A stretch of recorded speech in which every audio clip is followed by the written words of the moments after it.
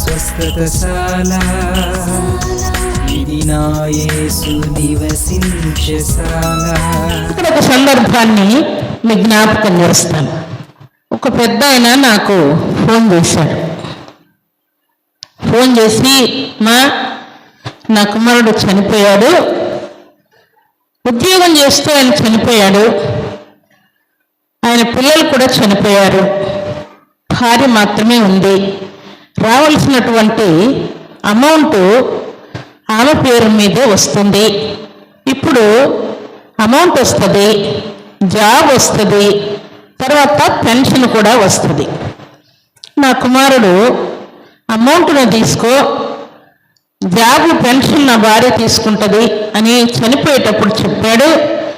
కానీ ఇప్పుడు నా కోడలైనటువంటి ఆ కుమార్తె నా మాట వింటుందో లేదో, ఆమె అన్నీ నాకు కావాలని అనొచ్చు. నా కుమారునికి హాస్పిటల్ కోసం చాలా లక్షలు నేను ఖర్చు పెట్టాను, నా కుమారుడు ఈ సంగతి అంతా ఎరిగిన వాడై అమౌంట్ నువ్వే తీసుకోమని చెప్పాడు అని ఆయన ఫోన్ చేస్తే, దేవుడు నాకు సెలవిచ్చినటువంటి మాట ఏంటంటే న్యాయము చేస్తానని చెప్పమన్నాడు. అంటే తండ్రికి న్యాయం చేస్తాడు, భార్యకి కూడా న్యాయం చేస్తాడని దేవుడు మాట్లాడాడు. జరిగిన కార్యం ఏంటంటే అమౌంట్ వచ్చిందని ఆఫీసులో ఉన్నవారు ఫోన్ చేశారంట. అమౌంట్, మీ అబ్బాయి అమౌంట్ వచ్చింది, వచ్చి మీరు మీ కోడల్ని తీసుకుని వచ్చి సైన్ చేసి అమౌంట్ తీసుకుని వెళ్ళండి అని ఆఫీస్ నుండి ఫోన్ వచ్చిందంట. వస్తే ఈమె అమౌంట్ నాకు ఇస్తారో లేదో, ఎందుకు వచ్చిన గొడవ, నేను ముందే ఎందుకు వెళ్ళాలా, ఎందుకు ముందే వెళ్ళి సంతకం చేయాలా, ఎందుకు వారిని సంతోషపెట్టాలా అని వచ్చే నెలలో వస్తాను, అటు వచ్చే నెలలో వస్తాను, ఈ నెలలో వస్తాను, ఇప్పుడు నాకు కొంచెం ఆరోగ్యం బాగాలేదు, నాకు అర్జెంటుగా వేరే ఊరు వెళ్ళే పని ఉంది, ఇలాగ నా కుమార్తె సాకులు చెప్తూ ఉందంట. చెప్పి చెప్పి ఎంతకాలం అయిపోయిందంటే 6 నెలలు గడిచిపోయింది.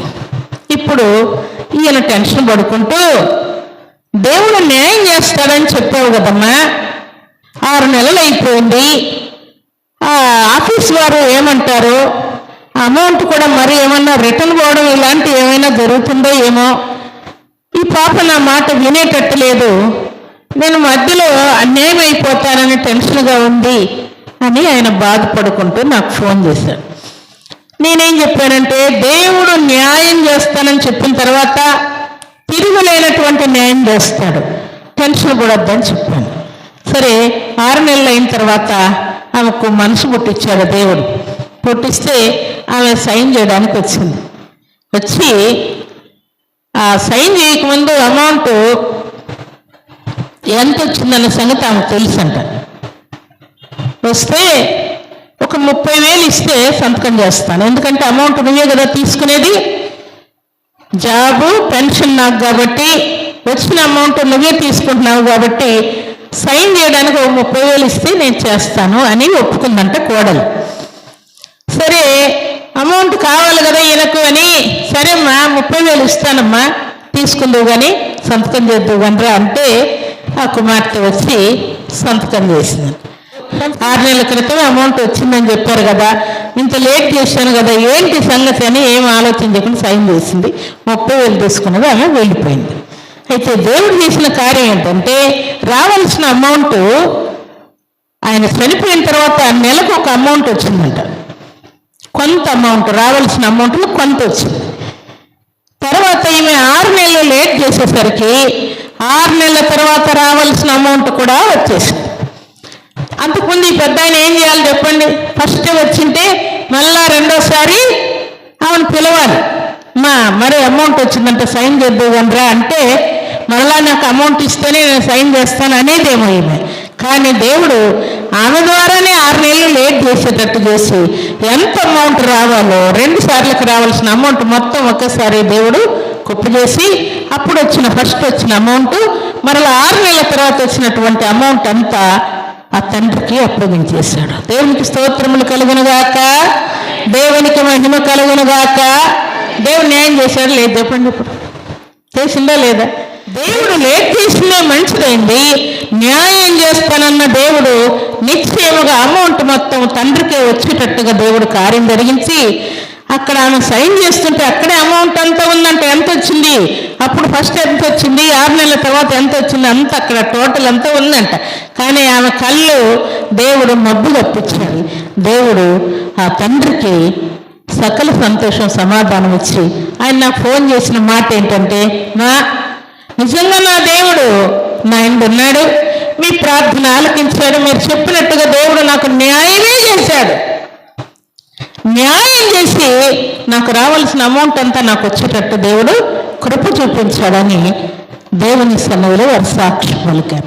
అయితే నేను చెప్పిన మాట ఏంటంటే, దేవుని కొరకు మనం ఎదురు చూస్తూ ఉంటే, దేవుని మీద ఆనుకుంటే, దేవుని మీద ఆశ పెట్టుకొని ఉంటే మన దేవుడు ఏం చేస్తాడు, మనకు న్యాయమే తీరుస్తాడు. ప్రియులారు, తల్లిదండ్రులు, అన్నదమ్ములు, అక్క చెల్లెళ్ళు, భర్త, భార్య అన్యాయం మోసం చేయొచ్చేమో, కానీ దేవుని మీద ఆనుకున్నటువంటి వారిని మాత్రం దేవుడు ఎన్నడూ కూడా అన్యాయం చేయడు. కొంతమందిని మనం నమ్ముతూ ఉంటాం,